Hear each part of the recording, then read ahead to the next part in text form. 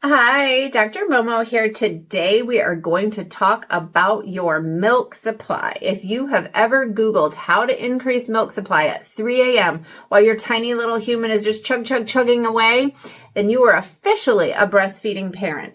But before you start chugging lactation smoothies and eating lactation cookies, let's figure out if you even need to boost that supply.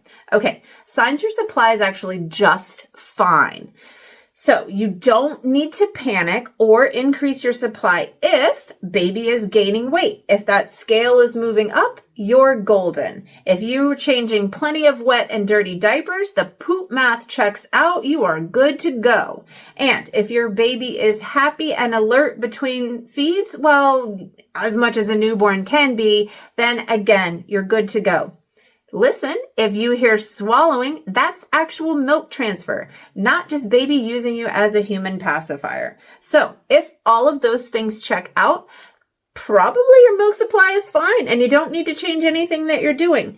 But if you still feel like you need a boost, here's some stuff that actually works. Okay, how to increase milk supply. The real stuff, not myths, not nonsense, none of that fake science kind of stuff. Okay. Milk production equals demand and supply. More demand, more nursing, more pumping equals more milk production. So if you nurse often, your body is taking milk orders from that baby. Feed on demand and that supply will follow.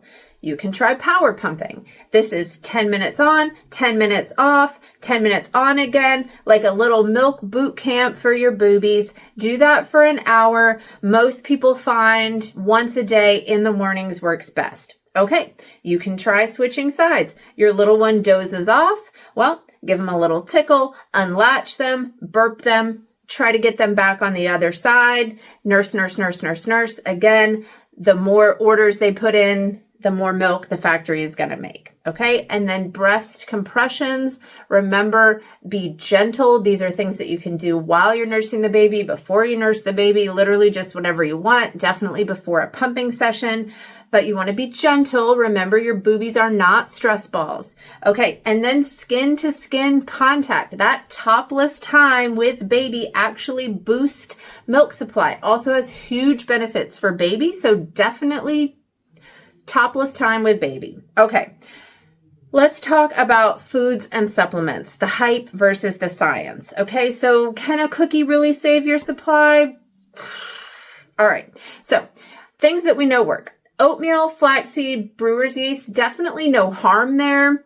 You know, those are safe things. Research says that they're probably going to help boost your supply again, but they're not magic. So, just add those in if you like those things. Fenugreek, you've all heard of this one. It used to be like our magic golden ticket, but research shows lately that it's hit or miss. So something's off there. So maybe don't rely on that one as much as you thought you did. And then water. Yes. No harms. You want to stay hydrated, but you don't need to drown yourself. Be reasonable. Okay. Things that can tank your supply without you realizing it. So if you skipped a feeding or you replaced a feeding with formula but didn't pump, that's obviously, less orders going in, less milk coming out. Certain birth control pills, an estrogen-based birth control pill can, not for everybody, but for some, can drop supply by 5 to 25%. So watch my birth control video. If that's you, there's things that you can do, like we just talked about, that are going to boost that supply, skin to skin, all that kind of stuff.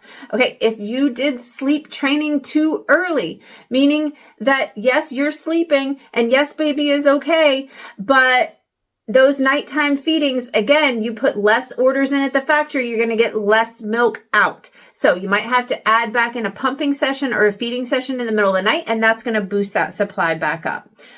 When do you call out for help? Okay, if your baby isn't gaining weight, isn't having enough wet and poopy diapers, or you're having any pain, that's when you reach out to the IBCLC for help. Remember, insurance covers lactation. Okay, the final takeaway. Most of the time, your body actually knows what it's doing, and we're just freaked out by these freezer full of milk supplies that we see. Most of us don't need that.